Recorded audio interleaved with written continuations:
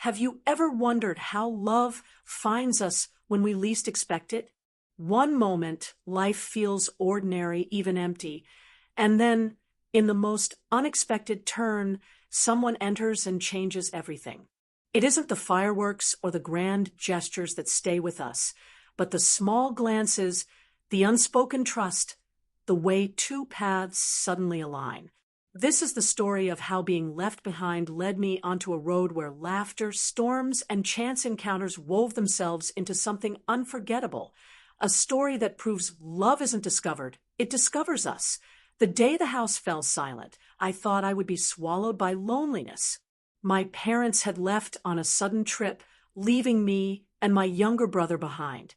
At 23, I thought I was old enough to embrace the quiet, to treat it as freedom, but instead the walls felt heavier, every corner echoing with absence. My brother, much younger than me, looked to me not only for guidance, but for comfort. I could see it in his eyes, that unspoken need to feel safe. It was in those first hours that I realized being left behind was not abandonment. It was an invitation to grow closer. We filled the space with laughter where silence tried to linger. We experimented in the kitchen, burning the first attempt at breakfast, then laughing until our sides hurt. He teased me about my clumsy ways with cooking, and I teased him back for always eating the burnt edges without complaint.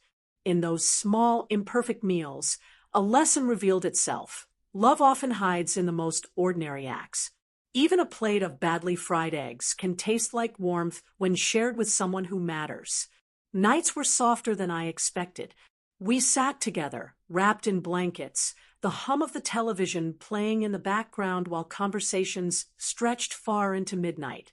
He spoke of his dreams, his fears, his childish adventures, and I listened with the patience of someone who finally understood that presence matters more than perfect advice. Sometimes he asked questions about life I didn't have answers for, but instead of faking certainty, I shared my own wonder, my own doubts. Those talks became a bridge between us, not just as siblings, but as two travelers at different stages of the same journey. At times, I caught myself watching him quietly, realizing how quickly he was growing. It startled me how easily I had overlooked these changes before. His voice was deeper, his thoughts sharper, his heart already carrying fragments of the world's weight. In noticing him, I also began noticing myself, the parts of me that were still learning, still fragile, still in need of guidance. Caring for him wasn't a burden. It was a mirror that showed me how nurturing another could heal the emptiness inside. Every morning began with sunlight spilling across the curtains, urging us to rise, urging us to face another day together. And each morning felt lighter than the one before. I discovered joy in the small routines we built, sharing tea, reminding him of chores, hearing his laughter bounce through the hallways. These weren't grand adventures, but they carried a profound sense of belonging. For the first time, I understood that love does not always announce itself with fireworks. Sometimes it whispers in the quiet rhythms of daily life, in burnt breakfasts, in late-night conversations, in the unspoken promise that we will face the days side by side. What started as a stretch of loneliness transformed into an unexpected season of connection. I had been afraid of being left alone, but I was never truly alone. In the bond with my younger brother, I uncovered a truth that would carry me far beyond those days.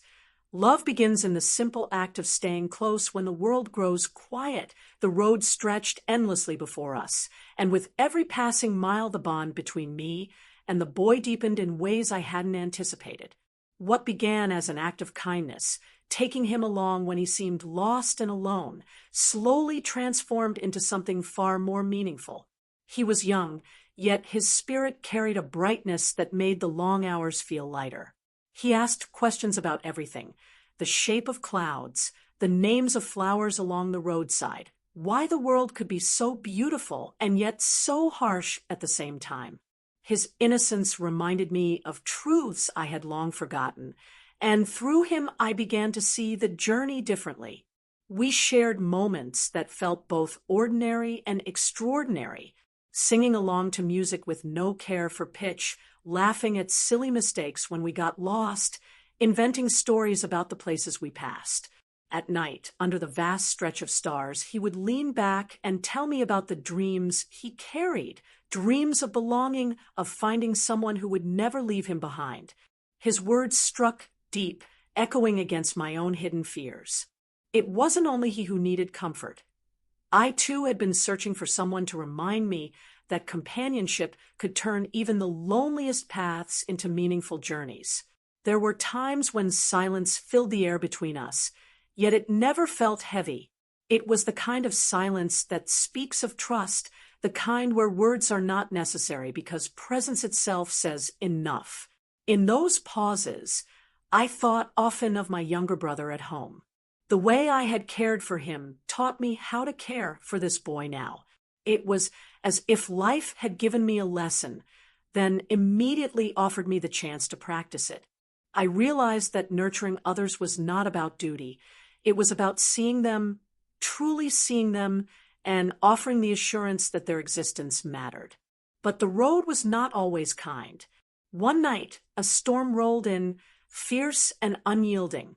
The rain fell in sheets, the wind howled, and for the first time fear gripped me. I could feel his small hand clutch mine tightly, trembling, as if he feared the world might swallow us whole. My own heart pounded with doubt, yet his trust forced me to summon strength I didn't know I had.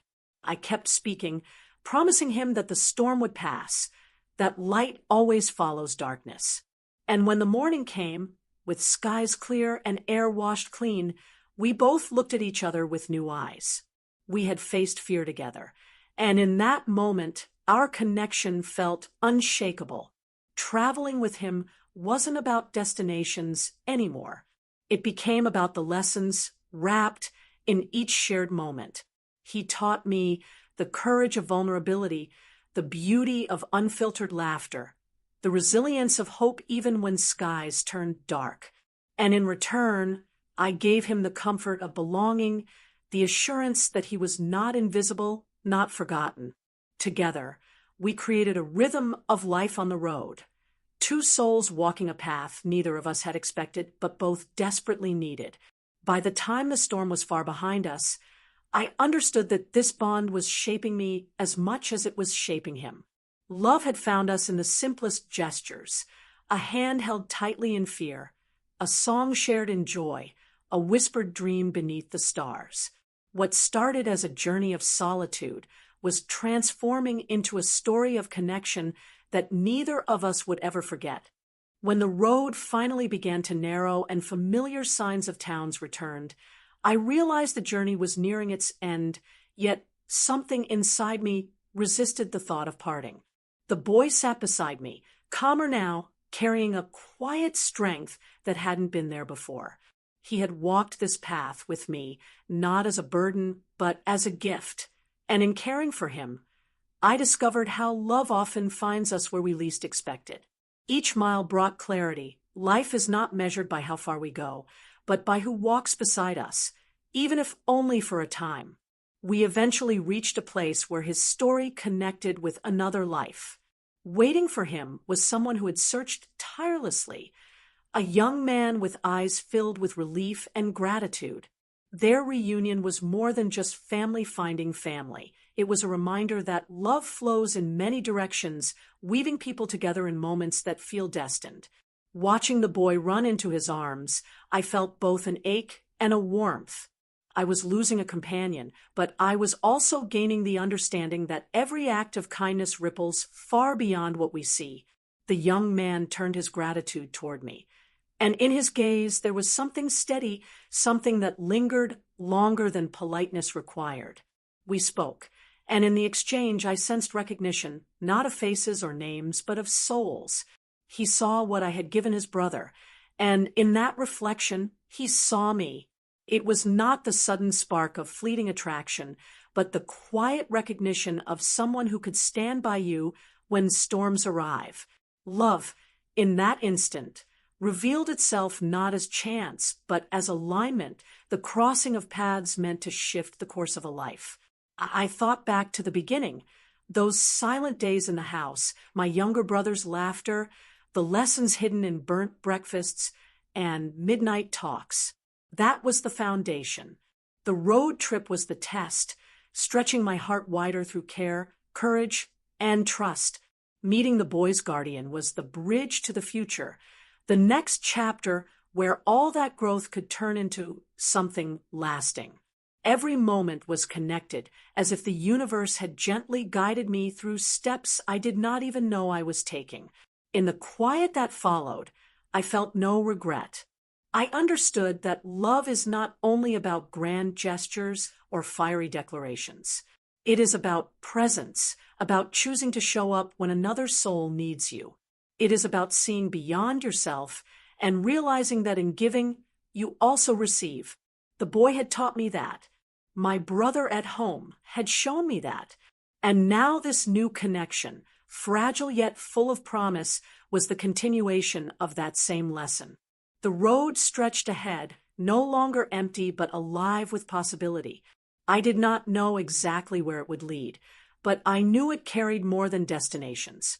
It carried the memory of laughter, the resilience of shared storms, and the tender beginnings of a love that had formed not in haste but in truth. I smiled at the horizon, knowing that sometimes the journeys we fear most become the ones that save us. I had set out searching for freedom, and instead I found belonging. I had been left alone once, but now I understood. We are never truly alone when love has taught us how to see. Life after the journey felt different in ways both subtle and profound. Returning home, I no longer carried the heaviness of silence.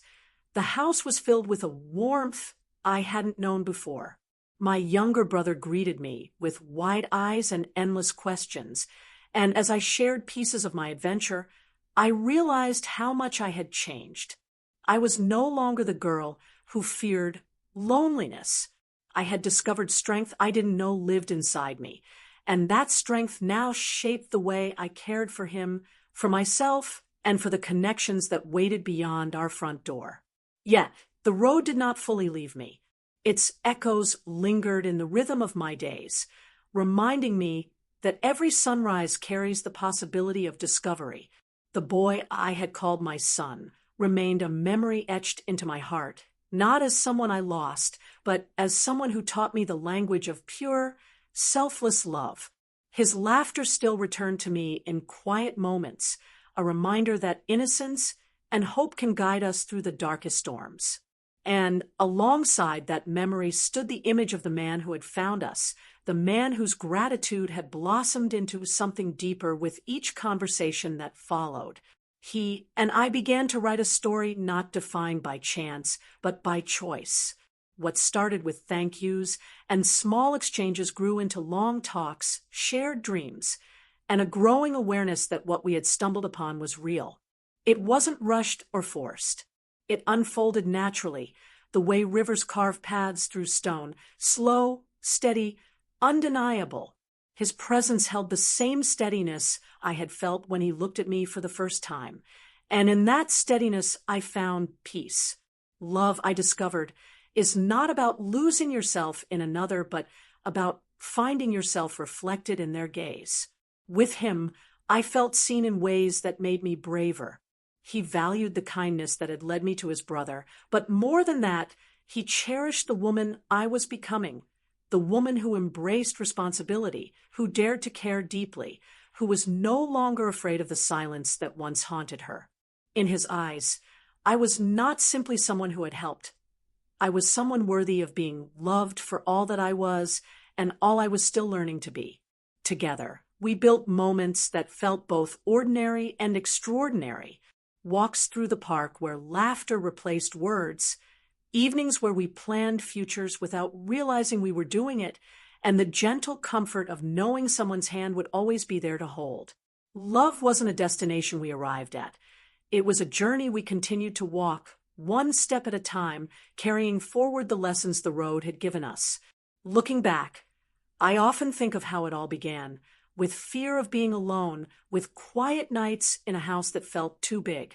Life has a way of transforming emptiness into fullness, of turning unexpected meetings into turning points. If I had resisted the journey, if I had stayed locked in my comfort, I might never have discovered the depth of love waiting on the other side of uncertainty. The road taught me that love wears many faces: the protective bond with a sibling, the nurturing care for a child, the quiet recognition of a soulmate. It is never confined to one form, never limited by expectations. It flows, it surprises, it heals. And as I step forward into tomorrow, I do so with gratitude for the silence that once frightened me, for the boy who trusted me, for the man who found me, and for the love that continues to grow with every passing day.